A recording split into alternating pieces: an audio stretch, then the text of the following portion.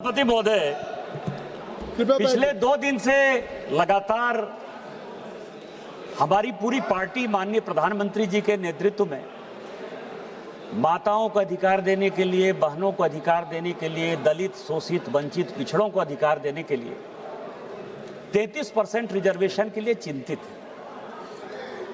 रात 1:30 बजे तक पूरे संसद के सदस्य और खासकर भारतीय जनता पार्टी और एनडीए के सदस्य यहां लगातार जमे हुए थे और मैं जब आज यहां आया तो मुझे लगा कि कांग्रेस के जो लीडर ऑफ द अपोजिशन है उनसे जो है माताओं और बहनों के लिए कुछ सुनने को मिलेगा। उन्होंने जब भाषण शुरू किया और जब खत्म किया सर, तो मुझे लगा कि मैंने पीसी सरकार का जादू शो देख लिया या माइकल जैक्सन का मैंने डांस देख लिया। मैं कंफ्यूज हूं सर कि वो पीसी सरकार थे या माइकल जैक्सन थे। लेकिन फिर मुझे याद आया सर कि आज कौन सा तारीख है। आज 17 अप्रैल है और पूरे सदन के लिए और पूरे देश के लिए आज 17 अप्रैल को 2 घटना हुई सर। 17 अप्रैल 1987 को पहली बार राजीव गांधी जी के ऊपर बोफोर्स के कमीशन खोरी का आरोप लगा और यहां के फ्रंट पेज पर चला। 17 अप्रैल वो दिन था सर। 17 अप्रैल 1998 वो दिन था जिस ओबीसी की ये बात कर रहे हैं, सीताराम केसरी का धोती खोलकर सोनिया गांधी जी कांग्रेस की अध्यक्ष हो गई। और 17 अप्रैल 1999 वो दिन था जिस दिन कि अटल बिहारी वाजपेयी की सरकार को जबरदस्ती क्रिश्चियन लॉबी के दबाव में गिरधर गमांग को वोट दिलाकर यही इस्तीफा दिला के दिया गया। यह 17 अप्रैल है सर और इसीलिए उनका पीसी सरकार और माइकल जैक्सन होना लाजमी है। दूसरा सर, 543 की बहुत बात हो रही है, यह संविधान से चलता है ये देश सर। सबसे पहले मैं कास्ट सेंसस पर आ जाऊं। आजकल रोज कह रहे हैं सर कि कौन दलित है, कौन पिछड़ा है, कौन आदिवासी है। सर, इस देश में सबसे यदि मजबूत कोई बिजनेसमैन है जिसकी की बहुत इज्जत है तो वो टाटा परिवार है। और राहुल गांधी जी को यही नहीं पता कि टाटा माइनॉरिटी है। वेदांता के मालिक अनिल अग्रवाल जी ओबीसी हैं। सुजलॉन के मालिक तुलसी ताती शेड्यूल कास्ट। और मैं आपको बता दूं सर कि बहुत बड़ा ग्रुप है माइकल सेन, उसका जो सीईओ है वो अरुण उरांव आदिवासी। जिसको जो अपॉर्चुनिटी मिली इस अपॉर्चुनिटी में काम किया। लेकिन आपने क्या किया? कॉन्स्टिट्यूएंट असेंबली में आपने अभी बात की है, ओबीसी रिजर्वेशन की बात हो रही है ना, reservation with in reservation. OBC को संवैधानिक अधिकार हमारे प्रधानमंत्री ने दिया। आप मांग रहे हो, आपका डिमांड क्या है? सारे अपोजिशन के लोगों ने, अखिलेश यादव जी से लेकर सारे लोगों ने कहा कि ओबीसी महिलाओं को रिजर्वेशन चाहिए। इसी ओबीसी रिजर्वेशन के लिए 2010 में जब राज्यसभा में यह कानून पास हो रहा था तो जो सदन के नेता थे प्रणब मुखर्जी साहब और जो उस वक्त के तत्कालीन प्रधानमंत्री थे मनमोहन सिंह जी, उनका स्टेटमेंट लेकर आया हूं मैं। उन्होंने कहा कि मरते दम तक कांग्रेस किसी ओबीसी में महिला को रिजर्वेशन नहीं दे सकती। इसी शेड्यूल कास्ट, शेड्यूल ट्राइब के प्रमोशन के रिजर्वेशन के लिए जब इसी लोकसभा में कानून आया तो समाजवादी पार्टी के, सुनिएगा अखिलेश जी, आपके सांसद यशवीर सिंह जो शेड्यूल कास्ट थे, उनको इसी वेल में मैडम सोनिया गांधी ने पीटा। आप आदिवासी की बात करते हो, शेड्यूल कास्ट की बात करते हो, किस तरह की बात कर रहे हो? और 2011 में जब जातिगत जनगणना के आधार पर, ठीक है बोलिए अखिलेश जी। ये अध्यक्ष महोदय, सभापति महोदय, समाजवादी पार्टी का हमेशा पक्ष रहा है कि महिला आरक्षण के हम पक्ष में हैं, पहली बात। दूसरा, हम पार्टी के अनुसार चाहते हैं आरक्षण। तीसरा, हम जाति जनगणना चाहते हैं। आप इस सदन में कहिए कि जाति जनगणना करेंगे और कब तक करेंगे, और क्या ओबीसी महिलाओं को आप शामिल करोगे कि नहीं करोगे?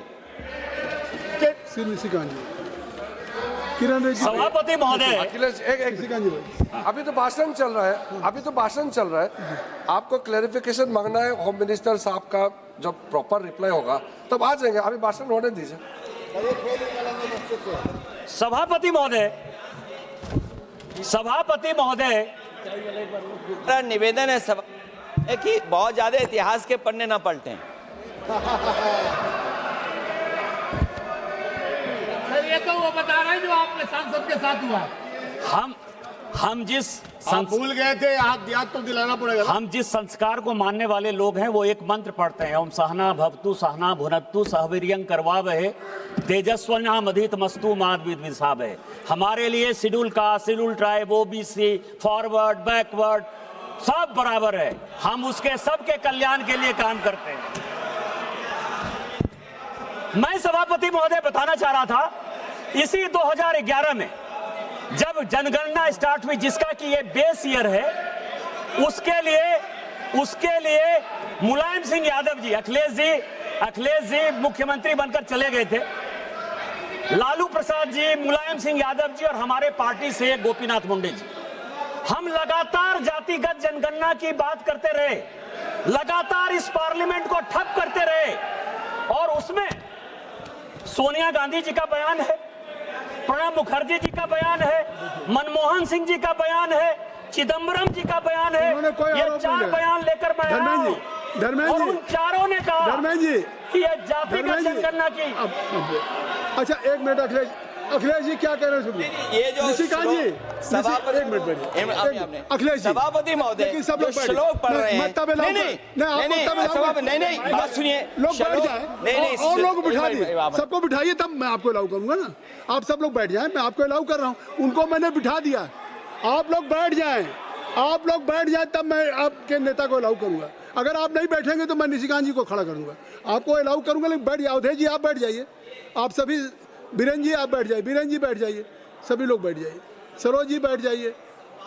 मैं आपको समय दे रहा हूं, नहीं मैं आपको समय दे रहा हूं। एक मिनट, हाउस को इन ऑर्डर कर लीजिए। महोदय, मैंने उनका श्लोक सुना, श्लोक पे मैं कहना चाहता हूँ। सभापति महोदय, विवाद की बात नहीं है, संवाद की बात हो रही है। कोई बात माननीय सदस्य ने कहा, मैंने जवाब दिया, माननीय सदस्य ने श्लोक पढ़ा। उस श्लोक पे मैं एक बात पूछना चाहता हूँ। मैं अपने संसदीय क्षेत्र में कन्नौज में एक मंदिर में गया था, लेकिन मेरे बाद वो मंदिर गंगा जल से धुलवाया गया था। आप बताइए क्यों धुलवाया गया? अब जिसने भी गंगा जल से धुलवाया उसने गलत काम किया और वो सभी अपराधी हैं और उनके ऊपर अपराध की सजा चलनी चाहिए, कानून के हिसाब से उनका न्याय होना चाहिए। अब आपकी बात आ गई निशिकांत जी। मैं ये कह रहा था सभापति महोदय, आप कान पकड़कर हमसे माफी मांगोगे, मैं कान पकड़कर भी माफी मांग लूंगा।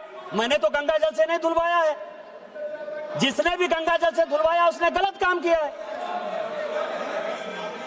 हमारा इससे क्या संबंध है? अपराधी है, चाहे किसी भी जाति, धर्म, वर्ग, संप्रदाय का व्यक्ति यदि अपराधी है तो अपराधी है और उसको कानून के हिसाब से सजा मिलनी चाहिए।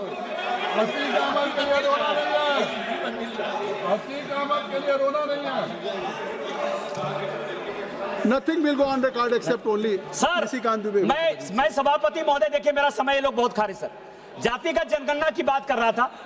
सोनिया गांधी जी ने कहा कि जातिगत जनगणना संविधान के दायरे में नहीं है, हम इसका विरोध करते हैं। चिदम्बरम साहब ने कहा, मैं 2011 की बात कर रहा हूं, चिदम्बरम साहब ने कहा कि जातिगत जनगणना जो है इस देश को डिवाइड करेगी।